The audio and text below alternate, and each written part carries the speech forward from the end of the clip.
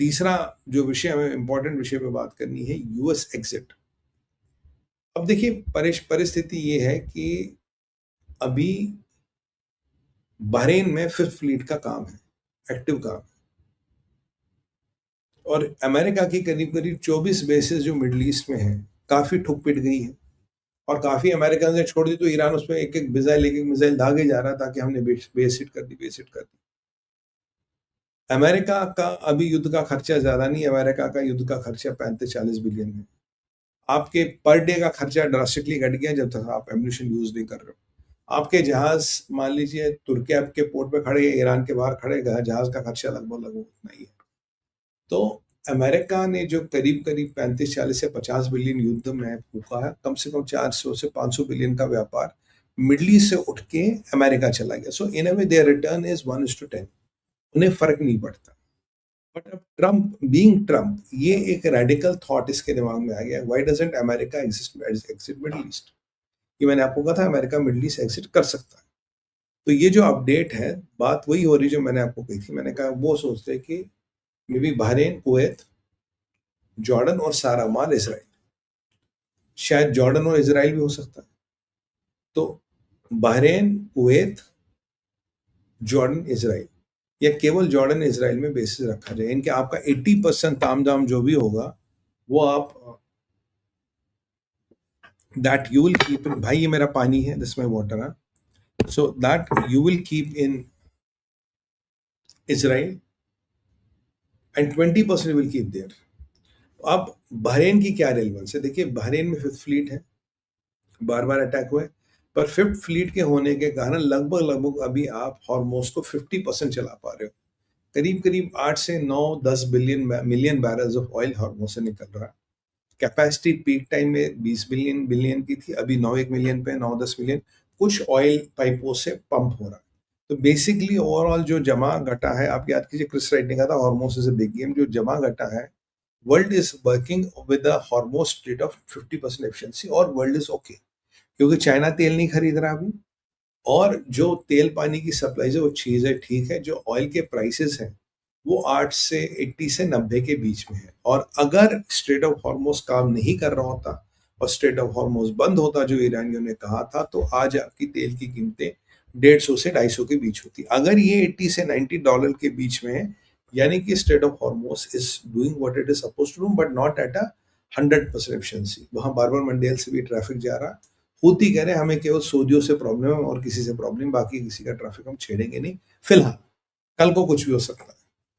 तो यहां पे अब यूएस ये देख रहा कि यार अल्टीमेटली चाइना को तेल खरीदने आना पड़ेगा, आज कल परसों आना पड़ेगा, महीना 2 महीना 3 महीना, और जब चाइना तेल खरीदने आएगा तो उसके पास अमेरिका के अलावा या रशिया के अलावा जाने का विकल्प नहीं है। और चाइना कहीं ना कहीं ये चाहता ना मैं अमेरिका के पास जाऊं ना मैं रशिया के पास जाऊं। अगर चाइना अमेरिका और रशिया से तेल खरीदता है तो चाइना की डिपेंडेंस ऑन अमेरिका और रशिया बढ़ जाती है, राइट?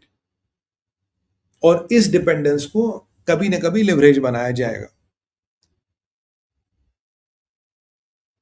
चाइना के तेल खरीदते तेल की डिमांड एकदम बढ़ जाएगी, but by that time the things would have already settled. तो अमेरिका उस डे का वेट करा जब चाइना उसके पास तेल खरीदने है। जैसे आज मैं आपको बताऊं, कल हमारे जायसवाल साहब ने कहा एमईए की ब्रीफिंग में, बोला यार हमने तो ऑलरेडी बहुत सारा तेल वेनेजुएला से ले लिया। वेनेजुएला मतलब अमेरिका से बहुत सारा तेल दे रहे हैं। मैंने आपको बताया था 67% एलपीजी आपकी अभी अमेरिका से आ रही है। तो भारत ने अपनी व्यवस्थाएं कर दी है, which is very smart. But China के आने के बाद इक्वेशन चेंज होगा, और तेल की कीमतें अगर नहीं बढ़ रही तो हार्मोज में से तेल आ रहा है। जो ईरान कहता है 100% मेरा कंट्रोल है, ये सब बकवास है। बिकॉज मैंने आपको 5-7 दिन पहले भी कहा था, तेल की कीमतें विल डिटरमाइन कि हार्मोज बंद है या फुल्ली ऑपरेशनल है। हाँ, हार्मोज रिस्की है। आज उन्होंने एक यूएई का टैंकर सीज कर लिया ईरान ने, और एक टैंकर और हिट किया, एक टैंकर यमन के पास और हिट हुआ। तो 1-2 टैंकर दिन में हिट हो रहे, टैंकर, कार्गो, वटएवर। देखो ये 100 किलोमीटर अंदर ईरान से ड्रोन चलाएंगे तो how can American stop that? Hormuz has been demined but it is not closed. तो ईरान कुछ भी कहता है क्लोज कर दिए, कर दे, it is not close, it is operational, it is partially opening on 50% capacity. और कुछ महीनों बाद पाइपलाइंस इधर उधर से तेल पानी शुरू होगा और ट्रम्प बहुत जल्दी कनाडा से तेल ला रहा है। देखिए आज उसने सुबह सुबह एक ट्वीट किया था कि मैंने कनाडा पे 50% टैरिफ जो मैं लगाने वाला था मैंने हटा दिया, and he mentioned some oil pipelines. अब देखिए लफड़ा क्या था, अल्बर्टा में आपके 10% दुनिया का तेल है। Alberta wanted to be independent, Alberta के सेपरेटिस्ट मूवमेंट से भी ट्रम्प मिल रहा है। ट्रम्प कहता भाई तुम तेल पानी की पाइपलाइन लगाओ, हम इसको प्रोसेस करेंगे, we need your oil. Alberta तेल नहीं देना चाहता था, पर कनाडा और अल्बर्टा की आपस में लफड़ा है। जो अल्बर्टा के ये सेपरेटिस्ट फोर्सेस है उनसे कनाडा अमेरिका मिलता है। जब अमेरिका को पूछते तुम क्यों मिलते हो, कहता है ये लोग तो कल्चरल लोग हैं इसलिए उनसे मिलते हैं। Basically Trump wants to capture Alberta oil as well. तो आज जो रिवेवर किया उसमें कुछ कुछ पाइपलाइंस का लिखा है। My reading of that is clear because it is not very clearly written. I think they are agreeing for a new pipeline between Alberta to America, क्योंकि ऑयल की प्रोसेसिंग वगैरह सारी अमेरिका में होती है। तो ट्रम्प को और तेल मिलेगा। तो जब ट्रम्प को और तेल मिलेगा, even the China comes to buy oil, there be enough oil. क्योंकि प्रॉब्लम क्या है, प्रॉब्लम देखिए वेनेजुएला 1 मिलियन बैरल निकालता था दिन में, जबकि अब तो मिलियंस ऑफ बैरल्स निकाल रहे, hundreds of millions of barrel तेल निकल गया। और आपका अल्बर्टा में भी वो तेल नहीं निकाल रहे, they're taking out very less quantities of oil. But if you want to get rid of the Middle Eastern oil and dependence on Middle Eastern oil, then all those oil sources have to start pumping a lot of oil. That is what Trump wants. तो अब ये जो pipeline आएगी, this will further ease out the oil market. और अगर ये pipeline आ गई, जो मेरे को लगता आनी चाहिए, तो व्हाट इज अमेरिका कंटेम्पलेटिंग, यार अब हॉर्मोज पे हमारी डिपेंडेंस है नहीं, हमें ज़्यादा फर्क पड़ता नहीं, और वैसे भी अब उम्मत ने अलायंस बना ही ली है, तो ये उम्मत की अलायंस खुद को मैनेज करेगी, बहुत बढ़िया बात है। Why doesn't America leave middle east, 2-3 bases maintain करो, बाकी छोड़ दो, बोलो हमें चाहिए नहीं। क्योंकि मिडिल ईस्ट की बेसिस अल उदेद हो या जो सऊदी की बेस हो, जो भी बड़ी बेस है, ये ट्रम्प के लिए सत्तर बन गई है।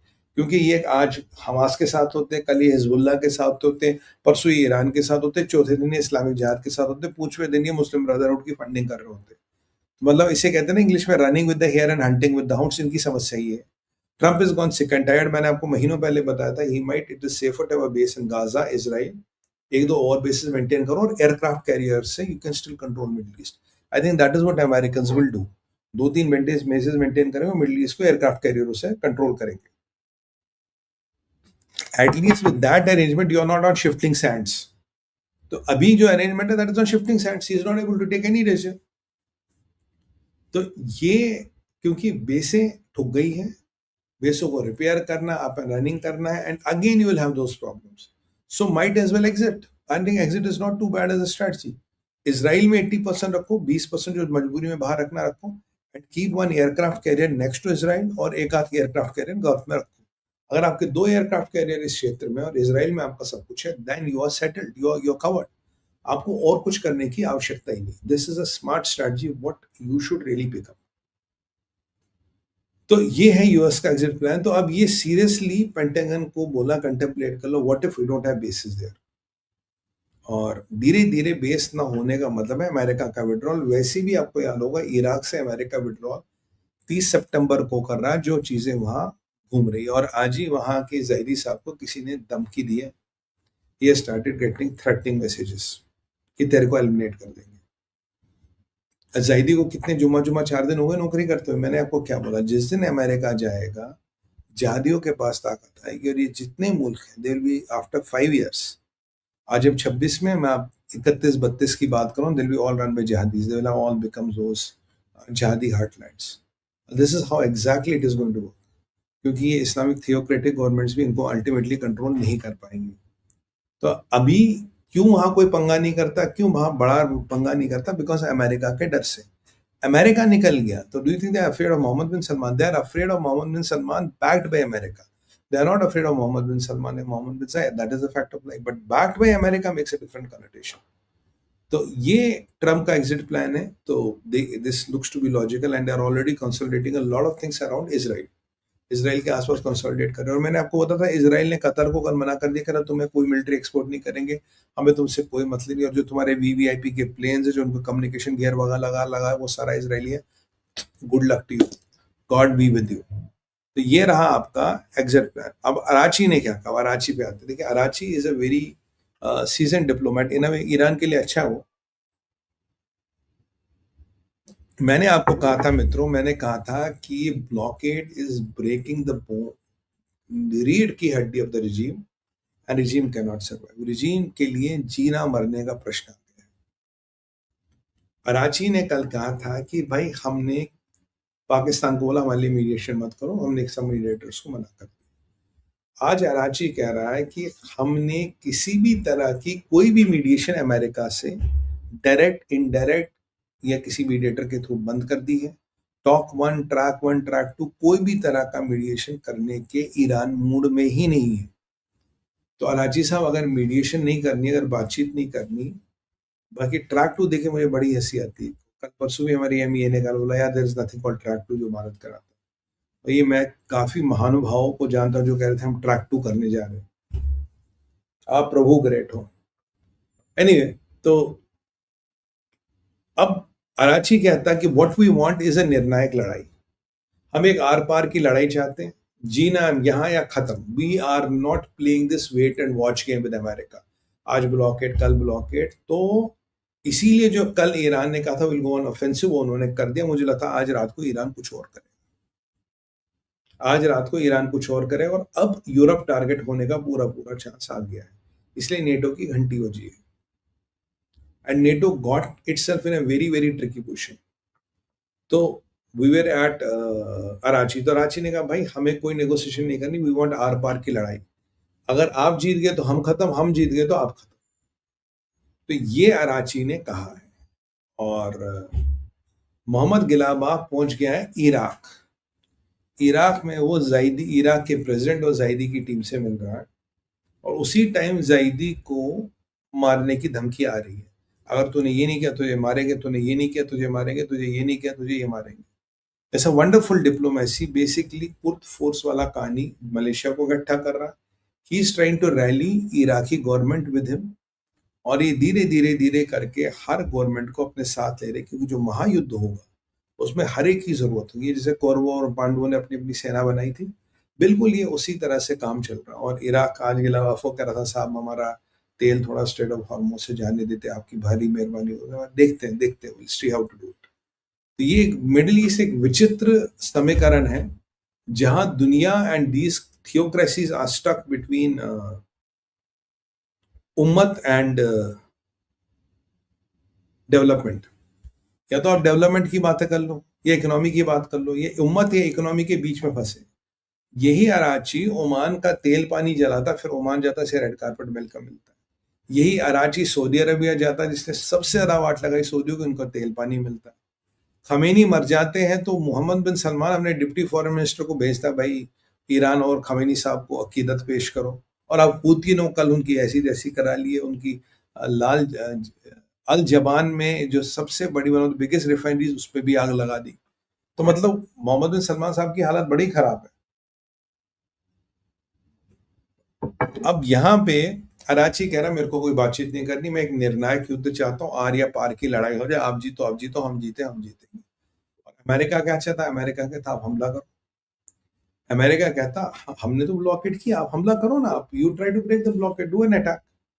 अमेरिका था Iran if they are not stupid they should not attack American navy. Iran अपने सारे जहादी संगठनों को इकट्ठा कर रहा है, including Pakistan, to see how much of leverage can they get. But is that leverage good enough? That's a different issue altogether. तो यहाँ ट्रंप ने हर तरह की बातचीत स्थगित कर दी, सस्पेंड कर दी, ऑर्डर दे दिया। वहां अराची कह रहा कि हमें कोई भी बातचीत करने में इंटरेस्ट ही नहीं है। वी वांट आर पार की निर्णायक लड़ाई, आप जीते आप जिंदा, हम जीते हम जिंदा, नहीं तो कहानी खत्म।